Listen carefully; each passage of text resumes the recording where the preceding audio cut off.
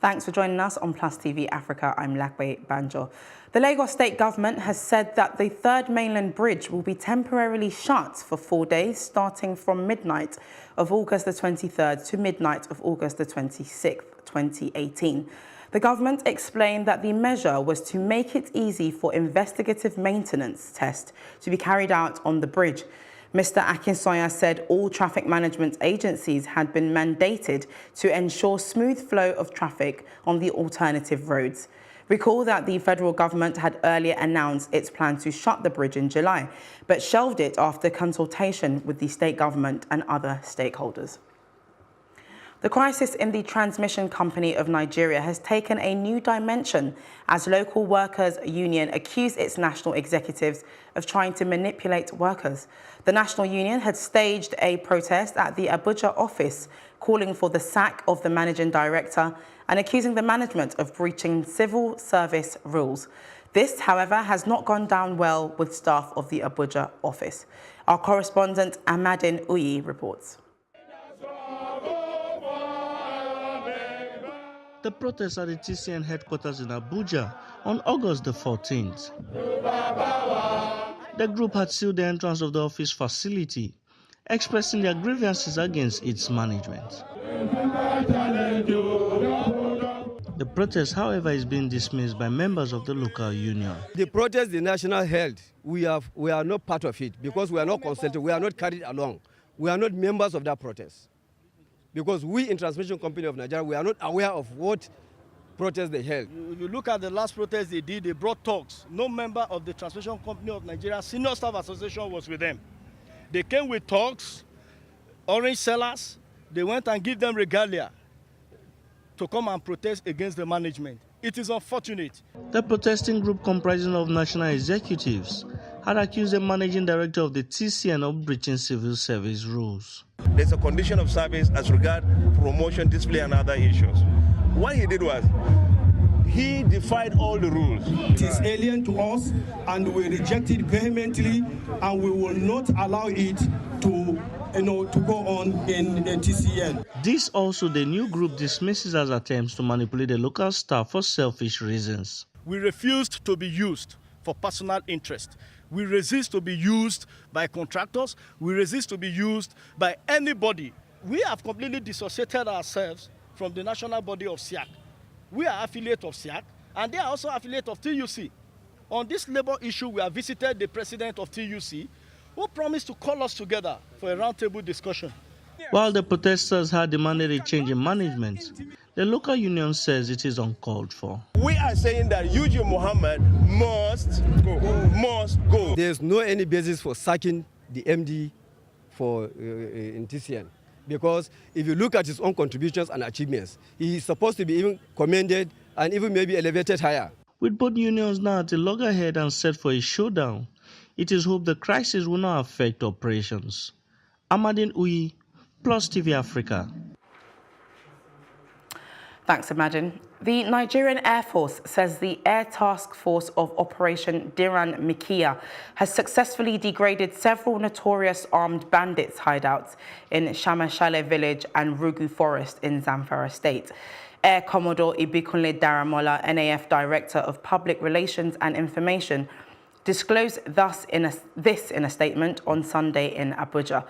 The attacks, which were executed in support of ground troops in Sector 2 of Operation Sharan Daji, were planned based on credible intelligence that the kingpin and his group of armed bandits were using an abandoned primary school in Shamashale, he said.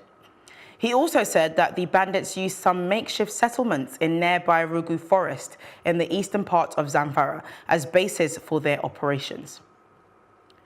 Suspected Islamist militants have stormed a village in northeast Nigeria, killing several people.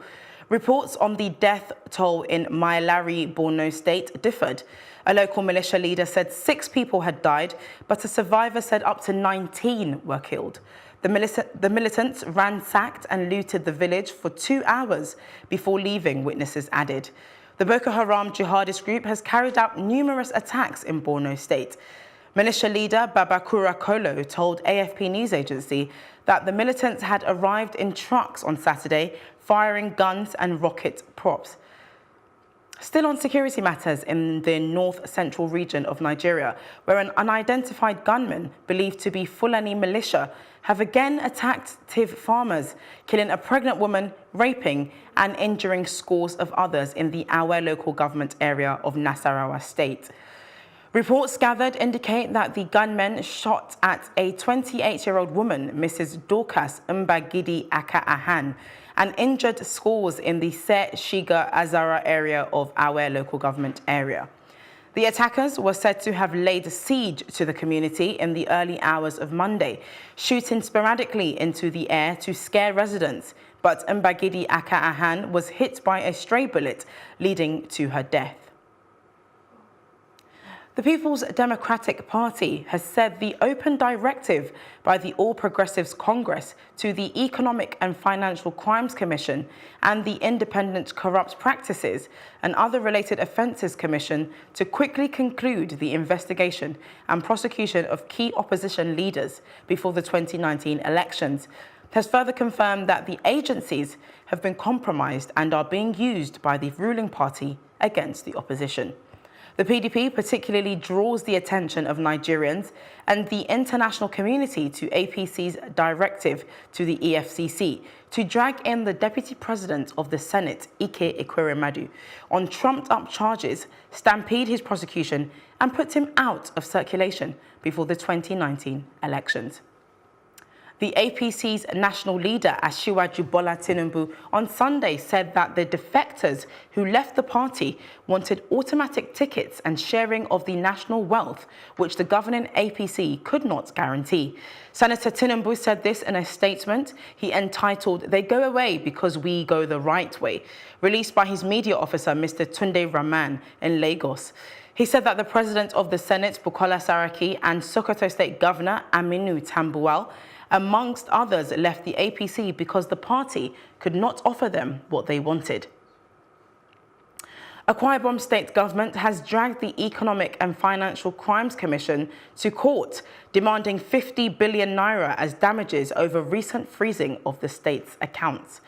Joined in the suit with reference number FHC UYCS 13718 AS co-defendants are the Attorney General of the Federation, Zenith Bank PLC, Sky Bank PLC, and United Bank for Africa PLC. The state government is complaining that the recent freezing of its accounts by the anti-graft agency for about 72 hours was unlawful and had crippled both the economy and reputation of the state. We'll take a quick break. Stay tuned for more news when we return. Don't go anywhere.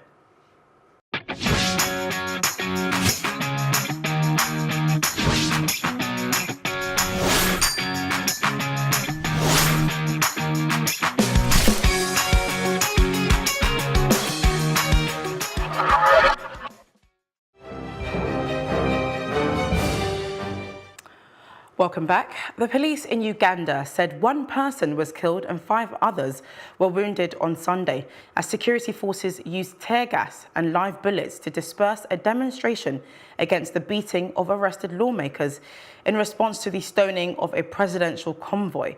Police spokesman Emilian Kayima said on Monday that a policeman trying to quell the unrest in Mityana, a town about 50 kilometers west of the city of Kampala, had fired at a minibus. On August 13th, supporters of an independent candidate participating in a parliamentary by-election stoned a motorcade carrying the veteran president, Yoweri Museveni, as he was leaving the town of Arua after campaigning for a ruling party candidate. 5 members of parliament and dozens of other people were detained shortly afterwards on suspicion of taking part in the assault. The deadly Ebola outbreak in Eastern Democratic Republic of Congo has now claimed 9 lives since the start of the month. The government has said that the World Health Organization expects more cases. The gradually increasing death toll with a further 2,000 people feared to have come into contact with the virus, adds to the woes of a country already facing violence, displacement, and political uncertainty. First reported on 1st of August in the North Kivu province, the current outbreak has killed 9 of the 90 cases reported, according to the latest Health Ministry bulletin on Saturday. Ethiopia is home to the continent's first waste-to-energy facility after a launch of the REPI project over the weekend. President Mulatu Teshome and other high-level government officials were present for the event. The facility is built on the Koshe landfill site located on the outskirts of the capital, Addis Ababa. It was launched in 2013 as a municipal solid waste incarceration plant. It's supposed to take 1,400 tons of waste daily, which figure comes up to about 80% of refuse generated by Addis Ababa. It will go on to supply the capital with 30% household electricity needs while conforming to global standards on air emissions. Taliban insurgents kidnapped dozens from buses in Afghanistan's north. Details of this when we come back from this break. Don't go anywhere.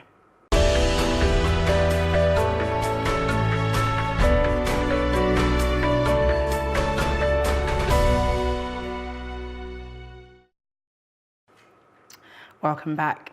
On the foreign scene, Muslim pilgrims on Monday began ascending Mount Arafat for the climax of the annual Hajj, which brings together more than 2 million people from around the world.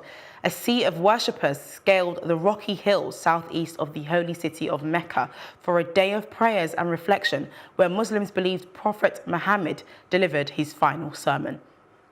The ritual begins in earnest on Tuesday as Muslims observe the first day of Eid al-Adha, or Feast of Sacrifice, which marks the end of the Hajj. نلحظ المساواة على أكمل صورة متجلية في هذا الجمع الكبير عندما تذوب الفوارق بين الأمير وبين غيره، يجتمعون في مكان واحد في لباس واحد وقد وحدوا ربهم بشعار واحد، وهذا الذي ينبغي أن يستثمر في توحيد كل المؤمنين. هنا كلهم موحدون. صعب يكون وصف كلمتين، هذا حلم أي حدا مؤمن. أنت بقرنة مقدسة ما بتجي لك بالسهولة، فيها شيء روحاني إنه الله يكون عازمك لتجي. إحنا عندنا معتقد أهل الشام إنه هي عزيمة.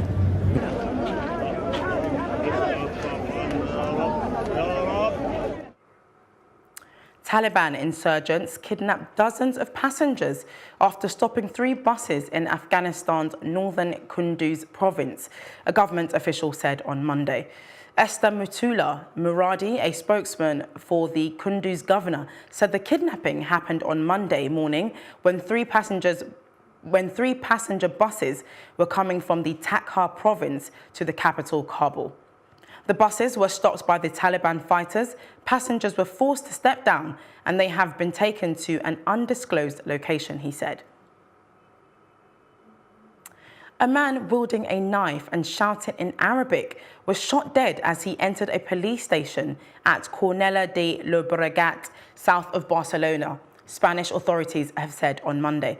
The attacker, said to be 29 and of Algerian origin, had gone into the building at 5:52 and was shot by a guard. Catalan police said the attacker had targeted officers. He had shouted Allahu Akbar, God is greatest, reports have said. Afghan President Ashraf Ghani announced a ceasefire with Taliban insurgents from Monday to mark the Muslim Eid al-Adha holiday, days after fighting in the central city of Ghazni and a northern province. Taliban sources said their leaders had also provisionally agreed a 4-day truce during the annual Islamic Feast of Sacrifice, though Supreme Leader Sheikh Haibatullah Akhundzada still had to give his final approval. The militant movement said it would free hundreds of prisoners without going into further details. The truce announcement came a day after clashes erupted in the northern province of Faryab. An Interior Ministry official said the Taliban had taken control of part of the Bolcharag district and more than 50 government forces were missing, he added. Up next is our business reports with Edidiong Iwang.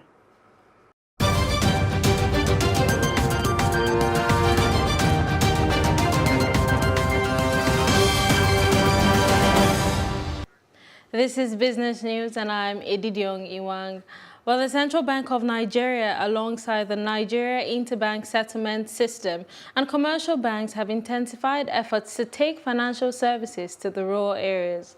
The Apex Bank says the plan is to increase the number of individual bank account ownership, which currently is around 33 million, to 70 million by 2020 with the implementation of the Shared Agent Network Expansion Facility initiative launched earlier this year. A member of the technical committee set up by the CBN to deepen financial inclusion, Mr. Bolaji Lawal, says the plan is critical to boosting the country's financial inclusion rate as well as ensuring financial stability. Well, despite the steady decline in inflation rate over the past 18 months, leading manufacturers quoted in the Nigerian Stock Exchange have recorded significant upsurge of 20.2% in their operating expenses in the first half of 2018. The figure rose to 233.9 billion naira from 194.6 billion naira recorded in the first half of 2017. The firms numbering 36 operated on short-term borrowings amount to over 101 billion naira during the period, and that's just about 1.8% from 99.2 billion naira in 2017. Market analysts and shareholders in the Nigerian capital market have cautioned companies to be cautious and prudent in their expenditure as the country moves into 2019 elections. Oil prices have today fallen with slowing economic growth weighing on the market. Now, Brent crude futures for October delivery fell by 0.38% to trade at $71.58 per barrel. West Texas Intermediate futures also declined by 0.35% to trade at $64.99 per barrel. Edward Bell of Emirates NBD Bank said in a statement that the disappointing industrial data out of China, along with concerns over emerging market economies centered on Turkey, weighed on the commodities. However, Iran told OPEC that no member country should take over others' share of oil exports. The oil-producing country produced around 3.65 million barrels per day out of crude in July, making it the third biggest producer within OPEC, behind Saudi Arabia and Iraq. Well, that's it on Business News, but when we return, the reason why Aretha Franklin always carried a handbag on stage will be revealed. Don't go away.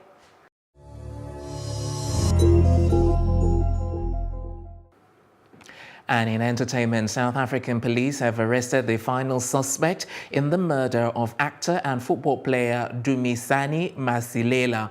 Police spokesperson Brigadier Mathapelo Peters said the 34-year-old man, the sixth suspect in the 2017 murder, was apprehended on Sunday. The 29-year-old Rhythm City actor died in August last year after he was shot at Tembisa South by the occupants of a black Jeep. At the time of the shooting, police established that 6 people had committed the murder. According to the court report, the accused will appear in the Benoni Magistrate Court on Monday. He will then join his alleged accomplices set for trial in the Pretoria High Court from October 8 to October 19th. Nicki Minaj, who is popularly referred to as the Queen of Rap, is currently upset over her album debuting as #2 on Billboard 200, while Travis Scott's Astroworld debuts at #1. According to her, she sold 185,000 units, while Travis moved 205,000 units. The Queen took to Twitter to put Travis and Kylie Jenner on blast, as Kylie was involved in promoting his album and concert tickets, asking fans to come out and see Kylie and Stormi, and Nicki believes this boosted the sales of his album. Nicki also claims she spoke to Travis and he's aware he doesn't own the #1 album in the country. She also thanked her fans as she claims her album broke the record of being #1 in 86 countries. Nicki Minaj also put down streaming service Spotify for not promoting her album because she released it first on Queen Radio on Apple Music Special.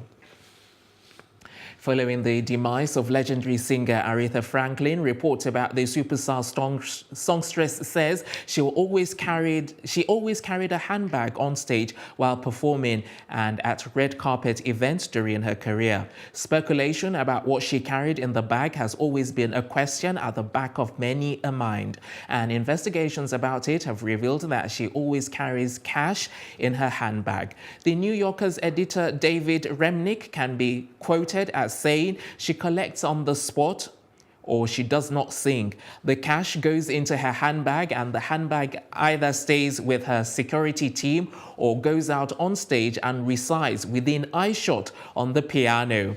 According to Travis Smiley, who is a close friend of Aretha Franklin, the reason is because of the era she grew up in after seeing so many people like Ray Charles and B.B. King get ripped off. And that's it on entertainment, the very best in sports, right after this.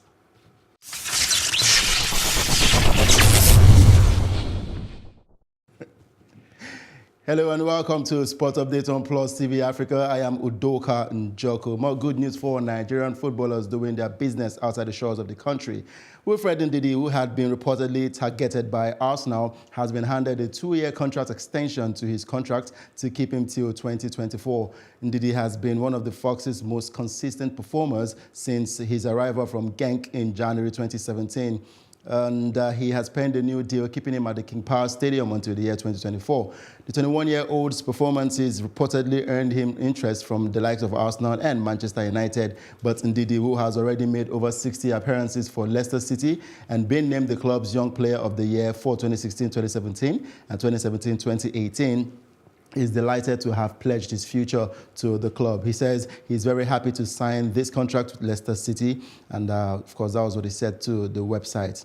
And Super Eagles defender Kenneth Omeruo is set to make his Spanish La Liga debut for CD Leganes against Athletic Bilbao later today after he was included in the 20-man matchday squad by Mauricio Pellegrino. Omeru joined CD Leganes on a season-long loan deal from Chelsea, which happens to be his 6th loan spell away from the club after featuring for ADO Den Haag, Middlesbrough, Kassen-Pasa twice, and Alanyaspor on loan. CD Leganes faced an Athletic Bilbao side that lost only 5 home matches in La Liga last campaign, and they will look to kickstart the new season with a win against Leganes. But that's much you can take on Sport Update on Plus TV Africa. I am Udoka Njoku. That's our news roundup of events at this hour. For more news updates, please follow us at Plus TV Africa on Facebook, Twitter, and Instagram. And do subscribe to our YouTube page at Plus TV Africa. I'm Lakwe Banja. We'll be back later with more stories making the headlines. Do join us.